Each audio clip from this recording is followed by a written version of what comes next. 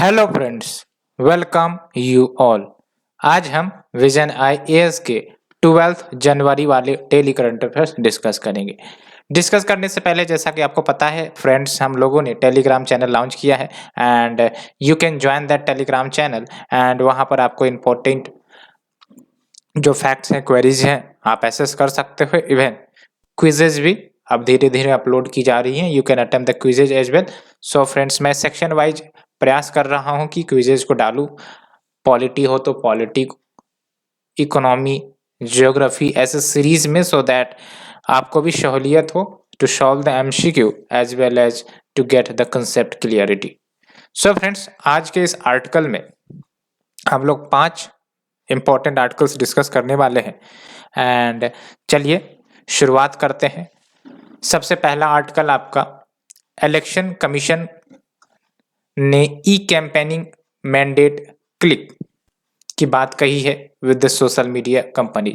Simply अगर कहे तो आपको ही पता है ये जो पैंडेमिक है फिर से एक भीषण रूप ले रहा है और देखा जाए तो इलेक्शन के दौरान फिजिकल कैंपेनिंग ज़्यादा होती रही है। दैट्स वाई अब चूंकि ये केसेस बढ़ रहे हैं तो फिजिकल रैली जो हैं वो बैन कर दिए हैं। तो अब जो कैंडिडेट्स हैं वो कहाँ पर कैंपेन करेंगे, तो सोशल मीडिया प्लेटफॉर्म पर कैंपेन करेंगे एंड दैट्स वाई ये जो इलेक्शन कमीशन है अब इनका रोल एक ये भी है कि ये जो इलेक्शन कैंपेनिंग वर्चुअल प्लेटफॉर्म पर होंगे तो फिर इनको मॉनिटर करे एज वेल एज ये इंश्योर करे कि यहाँ पर भी moral code of conduct follow किए जाए, model code of conduct follow किए जाए। सो फ्रेंड्स, ये है थोड़ा सा बेसिक प्रेमाइसेस और आप देख सकते हो सोशल मीडिया का जो सिग्निफिकेंस है वो कैसे आपका डिफरेंट सेक्टर्स में देखने को मिल रहा है, लेकिन आपको पता होगा कि इसके चैलेंजेस भी है। तो दोनों हम लोग डिस्कस करेंगे, benefit of E campaigning and जो कंसर्न्स है उसको भी। लेकिन let's discuss the syllabus first. तो सिलेबस की अगर हम बात करें तो देख सकते हो ये जो आपका आर्टिकल नंबर 1 है, हालांकि मल्टीपल टॉपिक में ये कवर अप हो सकता है। Parliament and state legislatures, structure, functioning, conduct of businesses, ये सब में तो आएंगे ही आएंगे। साथ ही साथ role of media and social media network, इसके भी कंसेप्ट को आप लिंक कर सकते हो एंड इवन ये जो आपके election commission as a body है, आपको ही पता है कॉन्स्टिट्यूशनल बॉडी है, तो रेस्पॉन्सिबिलिटी जो वेरियस कॉन्स्टिट्यूशनल बॉडी इसके अंतर्गत भी कवर हो जाएगा। तो मल्टीपल टॉपिक्स का इंटीग्रेशन आपको यहाँ पर देखने को मिल रहा है। तो बात करते हैं, तो मैंने आपको बताया कि ये जो ऑनगोइंग पैंडेमिक जो बहुत ही तेजी से बढ़ी है एंड इसके कारण जो हेल्थ रिस्क निकल कर आ रहे हैं, दैट्स वाई इलेक्शन कमीशन ने फिजिकल रैलीज को बैन करवा दिया है for the upcoming state election till 15th of January and साथ ही साथ वर्चुअल कैंपेनिंग को अलाउ की गई हैं। सोशल मीडिया प्लेटफॉर्म्स पर कैंडिडेट पॉलिटिकल पार्टीज कैंपेनिंग कर सकते हैं, ठीक है। एंड सिग्निफिकेंस की बात करें तो आपको पता होगा कि ये जो आपके सोशल मीडिया प्लेटफॉर्म है, फेसबुक हो, गूगल हो या फिर अदर प्लेटफॉर्म हो, काफ़ी ज़्यादा संख्या में यूजर्स उपलब्ध है और जो वोटिंग करने के लिए भी एलिजिबल होते हैं। दैट्स वाई आजकल के समय में जो सोशल मीडिया है एक important medium of election campaign बन चुका है। सिर्फ इंडिया की ही नहीं बल्कि अदर नेशंस में भी ये जो सोशल मीडिया है धीरे धीरे जो अपना रोल है वो इलेक्शन कैंपेनिंग की तरफ भी दिख रहा है। बात करते हैं अगर हम मेंस पर्सपेक्टिव की, तो बेनिफिट क्या है ई कैंपेनिंग का एंड कुछ कंसर्न्स जो निकल कर आते हैं। ये जो आपका रोल ऑफ सोशल मीडिया है आपको ध्यान में रखना है, इसके बेनिफिट हैं एंड कंसर्न्स भी है। क्या बेनिफिट है, तो ओपन डिस्कोर्स, यानी कि जो कैंडिडेट होंगे वो डायरेक्ट कम्युनिकेशन कर सकेंगे between the parties as well as the constituent peoples and more and more wider coverage हो सकेगा इलेक्शन कैंपेनिंग का। दूसरी इंपॉर्टेंट बात यह है कि सिर्फ कैंपेनिंग तक ये आपका जो प्रोग्राम है लिमिटेड नहीं होंगी, कैसे? बिकॉज ये जो सोशल मीडिया प्लेटफॉर्म है आपको भी पता है, इसमें वेरियस इन्फॉर्मेशन शेयर किए जा सकते हैं। फॉर एग्जांपल पॉलिसी का प्रचार हो सकता है गवर्नमेंट का, या फिर जो भी मैनिफेस्टो पॉलिटिकल पार्टीज लेकर आती हैं उनका भी प्रचार प्रसार हो सकता है। तो इट इज़ नॉट कि सिर्फ रैली में गए और कैंपेनिंग किया, इसमें जो भी इंफॉर्मेशन है उसको साझा भी किए जा सकते हैं वन टू वन इंटरेक्शन के माध्यम से। एंड वोटर्स को ऑप्शन भी रहता है, डायरेक्ट इंटरेक्शन कर सकते हैं। नेक्स्ट इज योर जो पॉलिटिकल न्यू कमर्स हैं, यानी कि नए जो कैंडिडेट्स आ रहे हैं उनको भी बेनिफिट मिलेगा, क्योंकि आप समझ लो एक प्रकार से कि जो न्यू कैंडिडेट होते हैं अब उनको अगर फिजिकल कैंपेनिंग करना हो तो एक तो कॉस्ट काफ़ी ज़्यादा लगेगा, साथ ही साथ कम्प्लेक्स प्रोसीजर होता है कैंपेन करने के लिए, जैसे परमिशन ग्रांट करना, अदर कम्प्लेक्स रेगुलेटरी मैकेनिज्म सब होती हैं। तो यहाँ पर जो है उनको एक प्रकार से मौका मिलेगा एंड आराम से वो लार्जर पब्लिक ऑडियंस को एड्रेस कर सकते हैं एंड अपनी बातें रख सकते हैं। तो जो न्यू कमर पॉलिटिकल कैंडिडेट है या फिर पार्टीज हैं उनको एक लेवल प्लेइंग फील्ड मिल सकेगा इस प्लेटफॉर्म के माध्यम से। Wider coverage, wider reach to the public देखने को मिल सकता है। एंड अगर हम बात करें कुछ कंसर्न्स की, तो कंसर्न्स बिल्कुल है। पहली बात तो ये कि इलेक्शन कमीशन ने अलाउ तो कर दिया है, लेकिन मॉनिटरिंग भी एक सबसे बड़ा टास्क होगा इलेक्शन कमीशन के लिए, क्योंकि जनरली ये हो सकता है कि जो मॉडल कोड ऑफ कंडक्ट है वो वायलेट हो सकते हैं इन वर्चुअल प्लेटफॉर्म पर, तो मॉनिटरिंग करना जरूरी है। एंड दूसरी तरफ ये कि इलेक्शन कमीशन के पास रिसोर्सेस की कमी है, जो आपके ऑफिशियल्स हैं उनकी कमी हो सकती है, सो दैट मॉनिटरिंग अच्छे से हो सके। And along with we have the diverse social media platform, तो एक एक पोस्ट उनको फिर वेरीफाई करना, मॉनिटर करना कि वो अकॉर्डिंग टू द लॉ या फिर मॉडल कोड ऑफ कंडक्ट के अनुसार है या नहीं है, तो थोड़ा सा टास्क बड़ा होगा। जैसे फेक न्यूज जैसे इंसिडेंसेस आ जाती हैं जिसके कारण जो वोटर्स परसेप्शन है वो चेंज किए जा सकते हैं, तो ये सब कुछ कंसर्न्स आते हैं। Next is your social media platform हो सकता है किसी स्पेसिफिक पार्टी को फेवर कर दे, या फिर उनके जो कंटेंट है उनको ज़्यादा प्रचार प्रसार करे as compare to the other, क्योंकि ये सब तो एल्गोरिथम के आधार पर होता है। एंड जिसको फेवर करवाना है उसे करवाया जा सकता है, because it is all based on algorithm and algorithm can be altered. And next is your increase inequality risk. Inequality risk भी बढ़ जाती हैं, कैसे?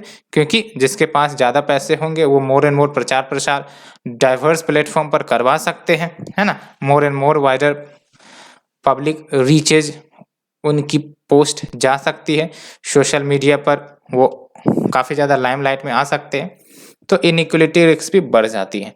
अदर कंसर्न्स क्या है?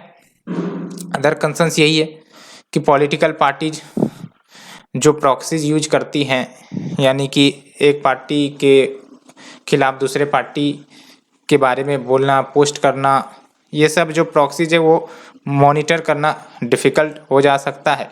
As well as hateful campaign को भी कंट्रोल करना डिफ़िकल्ट हो सकता है, बिकॉज इतना बड़ा यूजर है एज वेल एज इतने डाइवर्स प्लेटफॉर्म है, तो फिर उसके लिए जो मशीनरी है वो भी ज़्यादा की ज़रूरत होगी, तभी जाके हेटफुल कैंपेन, फेक न्यूज, इन सबको कंट्रोल किया जा सकेगा। एंड प्राइवेसी का भी इश्यू आता है ना। तो अगर हम बात करें प्रेजेंट रेगुलेशन क्या है भारत में, तो पहली बात तो ये कि जो कैंडिडेट है उनको अपने authentic social media account details submit करने पड़ेंगे जब भी वो अपना नॉमिनेशन फाइल करते हैं तो। एंड दूसरी इंपॉर्टेंट बात, प्री सर्टिफिकेशन पॉलिटिकल एडवर्टाइजमेंट का होगा। एंड ये कोई भी सोशल मीडिया प्लेटफॉर्म्स पर जो एडवर्टाइजमेंट डाले जाएंगे उसके लिए प्री सर्टिफिकेशन लेना पड़ेगा। There is a certain rules of pre certification of political advertisement, ठीक है। एंड नेक्स्ट इज योर, ये इंपॉर्टेंट है, मॉडल कोड ऑफ कंडक्ट के जो प्रोविजंस हैं वो उन कंटेंट पर भी लागू होंगे जो पोस्ट किए जाएंगे सोशल मीडिया प्लेटफॉर्म पर। तो ऐसा नहीं है कि जो मॉडल कोड ऑफ कंडक्ट है वो सिर्फ फिजिकली या फिजिकल स्पेस में लागू होंगे, डिजिटल स्पेस में भी ये लागू होंगे कैंडिडेट के ऊपर, पार्टीज के ऊपर। And next is your social media expenditure, जो भी खर्च किया जाएगा प्रचार प्रसार के लिए उसको फाइनल एक्सपेंडिचर में इंक्लूड किया जाएगा। ये भी काफ़ी इम्पोर्टेंट बात है ना, सो दैट पता तो चल सके कि आखिरकार जो खर्च हैं वो कितने किए जा रहे हैं, कहाँ किए जा रहे हैं। तो ये एक इम्पोर्टेंट आपके प्रोविज़न है। Next is your social media cell. ये सेटअप किया गया है इलेक्शन कमीशन ऑफ इंडिया के द्वारा for monitoring of the content and other related concerns. तो ये हमने प्रेजेंट रेगुलेशंस की बात की। Let's move to the next topic, criminal law revamp. Union home minister asks CJI यानी कि chief justice of India, MPs, CMs for their views. तो basically criminal law justice system में कुछ बदलाव या इसको रिवैम्प करने की बात करी जा रही है, यानी कि जो इंडियन पीनल कोड है, कोड ऑफ क्रिमिनल प्रोसीजर है, इंडियन एविडेंस एक्ट है, इन सब में अब रिफॉर्म्स लाने की बात कर रही है, इनके प्रोविजंस में कुछ बदलाव लाने की बात कर रही है, बिकॉज काफ़ी पुराने हो गए हैं एंड कंटेम्प्रेरी नीड्स के अनुसार इन सारे एक्ट के प्रोविजंस में मॉडिफिकेशन, रेनोवेशंस करने की ज़रूरत होंगी। तो ये तो हमने बात किया कि क्या इश्यू है। सिलेबस की बात कर लेते हैं। तो आप देख सकते हो government policies and intervention for development in the various sectors and issues arising out of the design and implementation. तो आप देख सकते हो पिछले साल मिनिस्ट्री ऑफ होम अफेयर्स ने एक कमिटी गठित की थी जिसके तहत रिफॉर्म्स रिकमेंड किए गए थे, क्रिमिनल लॉज में क्या रिफॉर्म्स किए जाए। एंड ऐसा नहीं है कि सिर्फ एक आध कमेटी गठित की गई थी, इतिहास में बहुत सारी कमेटी गठित की गई हैं एंड रिफॉर्म्स भी उन्होंने सजेस्ट किए हैं for the overall change in the criminal justice system. जैसे आपका मलिमत, मेनन, ये सब कुछ कमेटीज के नाम हैं, आपको कमेटीज के नाम याद रखने हैं for the mains as well as prelims. And दूसरी इंपॉर्टेंट बात यह है कि आखिरकार क्रिमिनल लॉ रिफॉर्म की ज़रूरत क्यों पड़ी। तो पहली बात तो ये कि आजकल आप देख रहे हो कंटेम्प्रेरी नीड्स में इश्यूज काफ़ी ज़्यादा कॉम्प्लेक्स हो गए हैं, है ना। इन्वेस्टिगेशन में मॉडर्नाइजेशन एंड एफिशिएंसी की ज़रूरत है।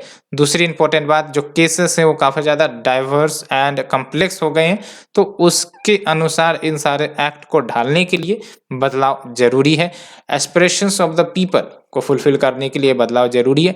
अलोंग विथ व्हाट, जो ट्रायल्स हैं, पेंडेंसी ऑफ केसेस है, उन सब को डील करने के लिए भी ये बदलाव जरूरी है।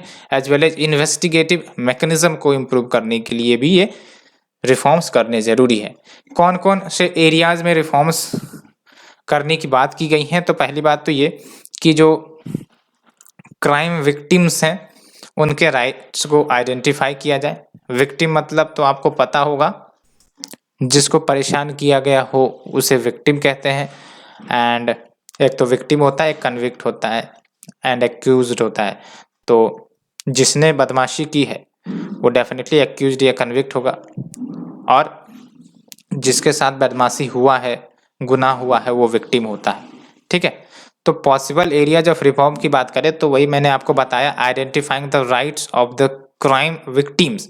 तो इनके राइट्स को आइडेंटिफाई किए जाए various victims and witness protection scheme को लाकर। वैसे तो हैं, लेकिन इसमें और ज़्यादा सुधार करने की ज़रूरत है। जैसे विटनेस को प्रोटेक्शन देने की काफ़ी ज़्यादा ज़रूरत होती है as well the victims. And next important बात यह है कि जो विक्टिम का पार्टिसिपेशन है क्रिमिनल ट्रायल्स में वो बढ़ा है, और ये इस बात का संकेतक है कि जो विक्टिम्स के रोल है क्रिमिनल जस्टिस सिस्टम में वो बढ़ते दिख रहे हैं। That's why there is a need for proper identification of rights of the crime victims. तभी तो जाके जो क्रिमिनल जस्टिस सिस्टम है मजबूत होगा। वो जो भी इन्वेस्टिगेशन के दौरान सबूत है, विटनेस है, जो रिक्वायर्ड होती है वो मिल सकेंगे। And next is your construction of new offences and reworking of the existing classification of offences, यानी कि न्यू कैटेगरी ऑफ ऑफेंसेस को क्रिएट किया जाए, कैटेगराइज किया जाए। साथ ही साथ एग्जिस्टिंग क्लासिफिकेशन जो है इनके ऑफेंसेस के, उनको रिवर्क या फिर रेनोवेट, मॉडिफाई किया जाए। जैसे liability questions in offences need a fresh look. And next is your new types of punishment की भी बात की गई है, जैसे community service orders along with restitution orders and अन्य एस्पेक्ट, जैसे रिस्टोरेटिव एंड रिफॉर्मेटिव जस्टिस, कि भाई साहब रिफॉर्मेटिव जस्टिस यानी कि कोई ऐसा फैसला सुनाया जाए जिससे जो आपके कन्विक्ट है वो सुधर सके। एंड तो ऐसे कुछ नए टाइप ऑफ पनिशमेंट लेकर आने की बात है। एंड प्रिंसिपल सेंटेंसिंग, क्या बातें होती हैं तो देख सकते हो आप, एक अच्छा अंडरस्टैंडिंग यहाँ पर निकल कर आ रही है। प्रेजेंट स्टेटस में देखें तो जो जजेज हैं फिलहाल इनके पास डिस्क्रिशन है कि वो डिसाइड कर सकते हैं कि जो सेंटेंस दिए जा रहे हैं उसका टर्म क्या हो और नेचर ऑफ सेंटेंस क्या हो। And based on that discretion कभी कभी ऐसा होता है कि जो सेंटेंस दिए जाते हैं कन्विक्ट को, वो सेम नेचर या फिर सेम ग्रेविटी ऑफ क्राइम्स के लिए डिफरेंट पर्सन के लिए डिफरेंट हो जाते हैं। तो इसमें भी कुछ रिफॉर्म्स की बात की गई है, यानी कि प्रिंसिपल सेंटेंसिंग हो। फिलहाल मैंने आपको बताया स्थिति क्या है। एट प्रेजेंट जजेज have discretion to decide quantum and nature of sentences to be imposed and often sentence the convicts differently for the same nature and gravity of crimes. तो यही बात मैंने आपको बताया भी। एंड ये कुछ बातें जान लेते हैं। ये जो आपका इंडियन पिनल कोड है, इंडियन पिनल कोड में बेसिकली जो भी क्रिमिनल एक्ट्स हैं और उसके लिए जो पनिशमेंट निर्धारित की गई हैं उसके बारे में बात किया जाता है कि भाई साहब अगर आप ये एक्ट करोगे तो फिर ये चार्जेज आप पर लगेंगे। और सीआरपीसी क्या कहता है, तो सीआरपीसी बेसिकली ये बताता है कि इन्वेस्टिगेशन के लिए क्या प्रक्रिया पुलिस मशीनरी को फॉलो करनी है ना, कोर्ट को क्या प्रोसीजर फॉलो करनी है। ऐसा नहीं कि कोई मनचाहा अप्रोच या प्रोसीजर फॉलो कर लिया जाएगा। तो एक डेफिनेट प्रोसीजर क्या है जो फॉलो की जाती है इन्वेस्टिगेटिंग एजेंसीज या फिर आपके कोर्ट्स के द्वारा, वो आपका सीआरपीसी में बताया जाता है during the investigation and the trial as well. And IEA की अगर हम बात करें यानी कि इंडियन एविडेंस एक्ट, तो ये बेसिकली एविडेंस की एडमिसिबिलिटी को गवर्न करता है कि एविडेंस जो है किस वे में एक्सेप्ट किए जाएंगे, है ना। तो ये आपका एविडेंस की एडमिसिबिलिटी को गवर्न करता है in the court of law. तो ये फ्रेंड्स हमने आर्टिकल नंबर 2 डिस्कस किया। Let's move to the article number 3। In a first US surgeon transplant pig heart into human patient. ये न्यूज कल की है, मैंने भी अखबार बेसिकली इधर उधर पलट के देखे थे। तो हालांकि एक बिग ब्रेक थ्रू होगा क्योंकि जो ऑर्गन क्राइसिस ह्यूमंस की चलते रहती है, ऑर्गन ट्रांसप्लांटेशन नहीं मिल पाता because of the shortage of organs. तो आने वाले समय में अगर ये एक्सपेरिमेंट सक्सेस हो गया तो ऑर्गन क्राइसिस के जो शॉर्टेज हैं, ऑर्गन शॉर्टेज क्राइसिस, इन सब से हैंडल किया जा सकता है। एंड बाद में और ज़्यादा रिसर्च एंड इनोवेशंस तो होंगी ही होंगी। तो ये बातें भी है। तो सिलेबस सबसे पहली बात तो हम देखते हैं। When we talk about syllabus तो आप देख लो, इसमें आपका awareness in the field of biotechnology, biotechnology का एक अच्छा खासा टॉपिक हो सकता है ये।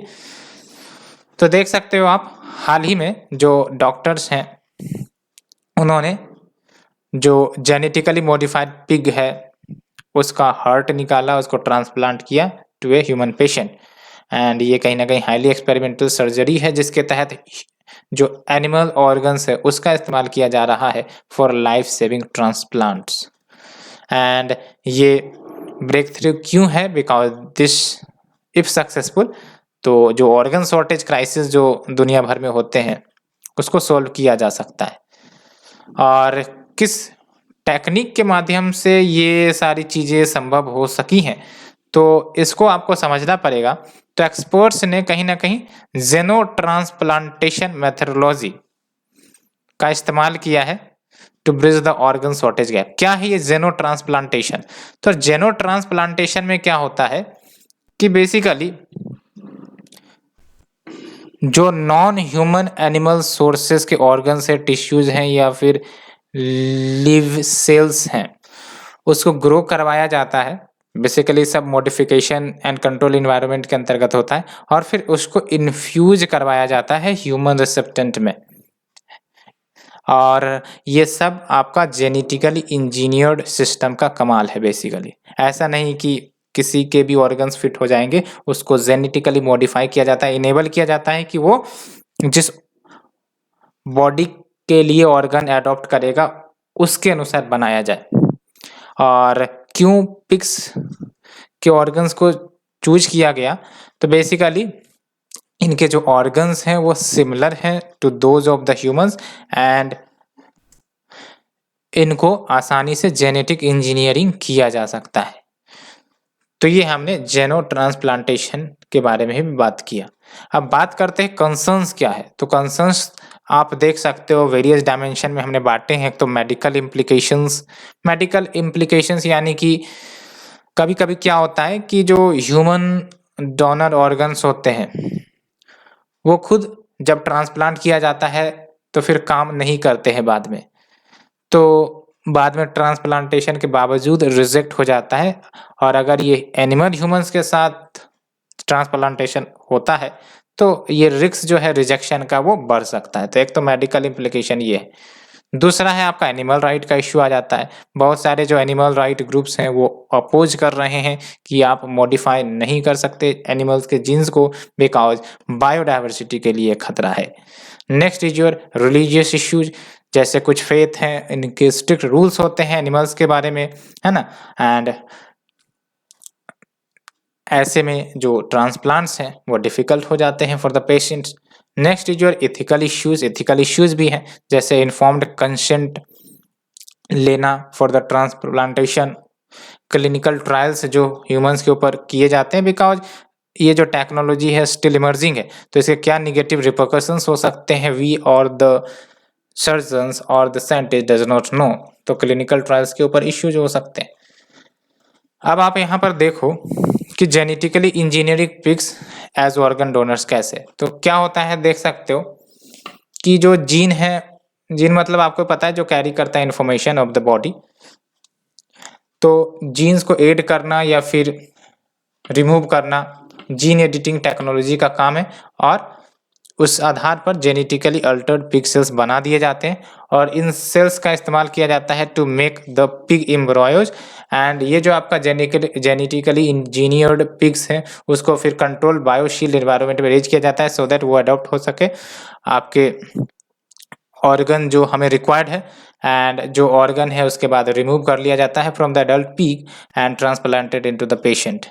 एंड फिर आप देख सकते हो patient must still take immunosuppressant drugs so that उनकी जो बॉडी है वो अडॉप्ट करे नए ऑर्गन्स को, अदरवाइज ऑर्गन्स जो है बॉडी रिकॉग्नाइज नहीं भी कर सकती है, तो केयर भी बरतनी पड़ती है। तो ये फ्रेंड्स हमने डिस्कस किया article number 3। Let's move to article number 4। World economic forum released global risk report 2022। तो इसके बारे में हम डिस्कस करेंगे, but let's move to the syllabus first. तो आप देख सकते हो यहाँ पर ये आपका important international institution agencies forum their structure and mandate इसके अंतर्गत कवर होगा। तो ये जो रिपोर्ट है ये वैसे तो एनुअली पब्लिश होती हैं और ये आधारित हैं ग्लोबल रिस्क परसेप्शन सर्वे के डाटा के ऊपर। एंड की रिस्क क्या है उसको ये हाईलाइट करता है क्रॉस द 5 कैटेगरी। तो इकोनॉमिक एक कैटेगरी हो गया, एनवायरमेंटल दूसरा, जियोपॉलिटिकल तीसरा, सोसाइटियल चौथा, टेक्नोलॉजिकल पांचवा। तो क्या ग्लोबल रिस्क है उसे हम देखते हैं। तो देख लो क्या की फाइंडिंग है। तो पहली बात तो आपको ये याद रखना है टॉप 5 ग्लोबल रिस्क में एक तो क्लाइमेट एक्शन फेल्यूर है। क्लाइमेट एक्शन फेल्यूर यानी कि जो भी क्लाइमेट के प्रति एक्शन लिए जा रहे हैं वेरियस नेशन के द्वारा, भाई साहब सफिशिएंट नहीं है। ये तो रियलिटी है ही है, आपको पता भी है। एक्सट्रीम वेदर इवेंट बढ़ते जा रहे हैं, बायोडाइवर्सिटी लॉस कम होने का नाम नहीं ले रही है, सोशल कोहेजन इरोजन यानी कि सोशल ट्रस्ट कोऑपरेशन जो है लोगों के बीच में वो इरोड होती जा रही है, लाइवलीहुड क्राइसिस भी बढ़ता जा रहा है। एंड टॉप 5 इंडिया रिस्क क्या है, तो एक तो इंटर स्टेट रिलेशंस में दरारें देखने को मिल रही है, डेप्ट क्राइसिस लार्ज इकोनॉमीज में देखने को मिल रही है, वाइड स्प्रेड यूथ डिसइल्यूजनमेंट ये भी देखने को मिल रहा है, failure of technology governance and digital inequality भी एक बड़ा रिस्क है डिजिटल इनइक्वलिटी। ठीक है, तो अगर हम बात करें ओवरऑल की फाइंडिंग क्या है, तो पहली बात तो ये कि जो वैक्सीन इनइक्वलिटी है and resultant uneven economic recovery, यानी कि अभी आप देख सकते हो फिर से ये कोरोना का महामारी डबल ट्रिपल हो गया है, एंड ऐसे में जो देश जहां पर वैक्सीन एक्सेसिबिलिटी नहीं पहुंच पाई है, जैसे पुअरर नेशंस, तो फिर वहां पर जो इकोनॉमिक रिकवरी है उसको लौटने में डिले हो सकता है, और वैक्सीन इनइक्वलिटी तो है ही है। और इसके कारण आपका जियो पॉलिटिकल टेंशन, सोशल फ्रैक्चर्स, ये सब चीजें निकल कर आ रही है। एग्जाम्पल भी दिया जाता है कि जो पुअरेस्ट 52 कंट्रीज है having the 20% of the world population, सिर्फ और सिर्फ 6% वैक्सीनेशन हुए। आप समझ सकते हो, सिर्फ और सिर्फ 6% वैक्सीनेशन। इकोनॉमिक स्टैग्नेशन का भी एक इम्पोर्टेंट मुद्दा निकल कर आ रहा है। इसमें साफ साफ बोला जा रहा है कि आने वाले 2024 में जो डेवलपिंग इकोनॉमीज है, अगर चाइना को छोड़ दिया जाए, तो जो pre pandemic expected GDP growth था, यानी कि पैंडेमिक से पहले का जो एक्सपेक्टेड जीडीपी ग्रोथ था, उससे भी 5.5% फॉल करेगा, है ना। And next is your growing dependence on digital system. तो डिपेंडेंसी डिजिटल सिस्टम पर बढ़ रही है, तो इसके कारण होगा क्या, cyber security threats, concerns, fraud, online theft, ये सब चीजें बढ़ रही हैं। इनफैक्ट आप देख सकते हो 435% का इंक्रीमेंट रैंसमवेयर में देखने को मिला है 2020 में।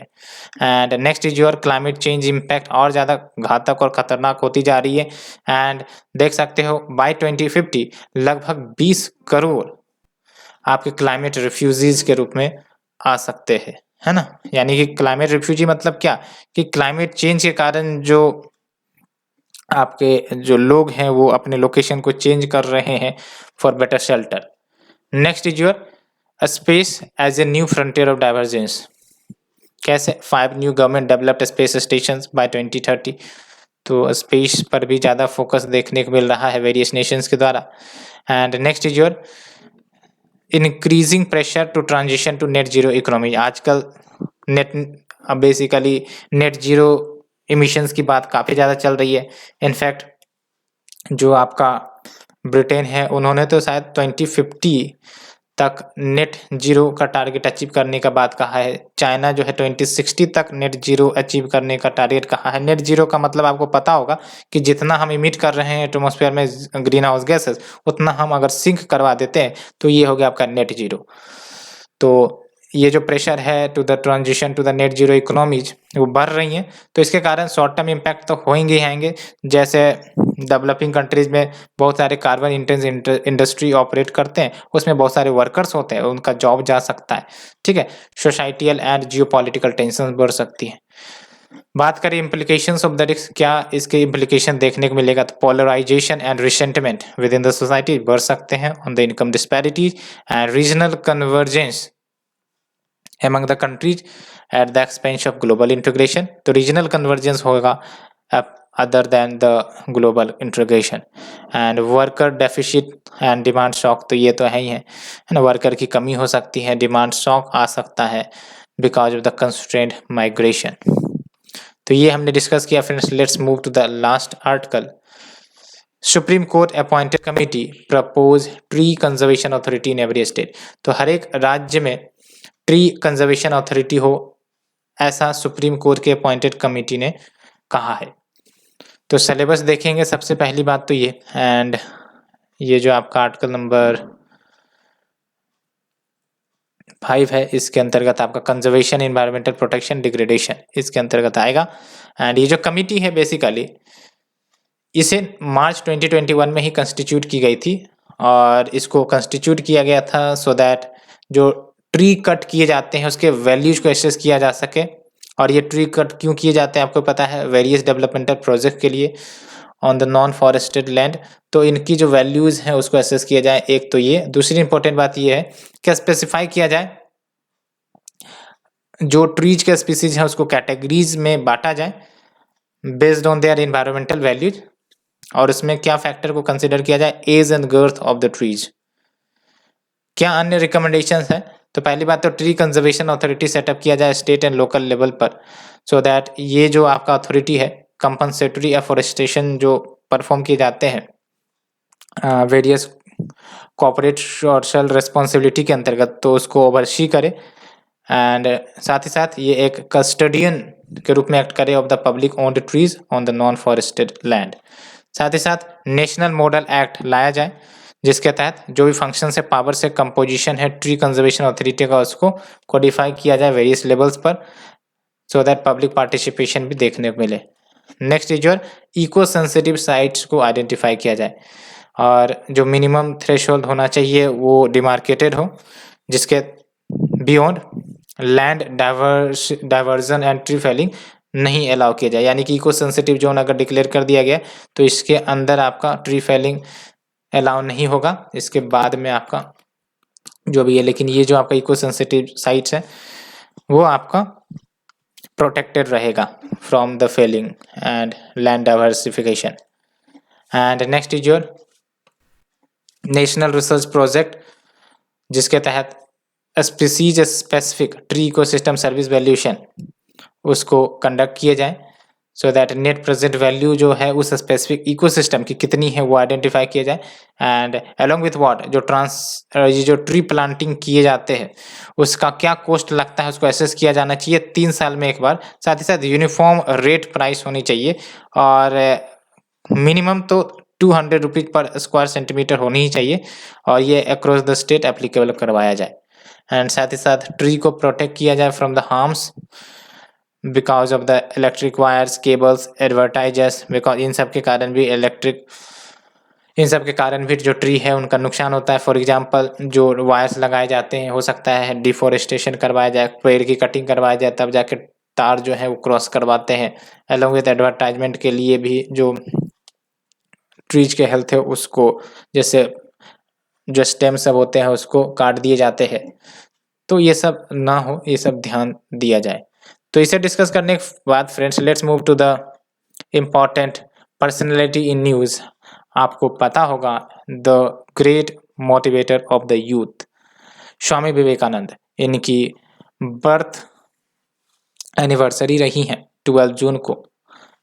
एंड इनका जो पीरियड देख सकते हो 12 जून 1863 से 4 जुलाई 1902, और इनका बचपन का नाम नरेंद्र नाथ दत्त रहा है। कलकत्ता में इनका जन्म हुआ। Philosopher, spiritual leader, reformer and Ramakrishna Paramahamsa के चीफ डिसाइपल रहे हैं। एंड इन्होंने हिंदुइज्म पूरे विश्व को इंट्रोड्यूस करवाया, साथ ही साथ वेदांता और योगा की जो फिलोसफी है उसको स्प्रेड कराया वाया हिज फेमस 1893 स्पीच, आपको पता है। और वो जो स्पीच दी गई थी world's parliament of religions in Chicago, and उसके बाद जो ऑडियंस थे काफ़ी ज़्यादा प्रभावित हुए थे इनके स्पीच से। एंड इन्होंने सिग्निफिकेंट कंट्रीब्यूशन देश के लिए किया है। एंड पर्सनैलिटी ट्रेट की बात करें तो एक तो ट्रू कर्म योगी, कर्म पर पूर्ण विश्वास इनका रहा है। Egalitarian with virtue of compassion, दया भाव, रेशनैलिटी इनका तो स्टेटमेंट भी है। Service to the man is basically service to the god, है ना। तो आप समझ सकते हो such a huge compassion and emotional intelligence, that's why they are referred as महापुरुष।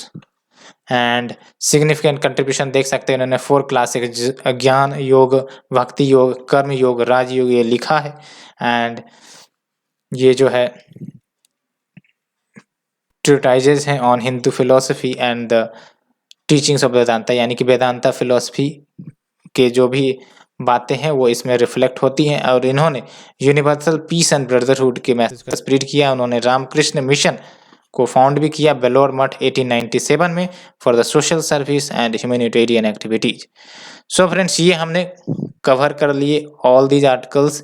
Hope you liked it, and if you do please like, share and subscribe my channel. Also join the Telegram channel for important notifications for important quizzes related to the static subject. Thank you friends, thank you very much.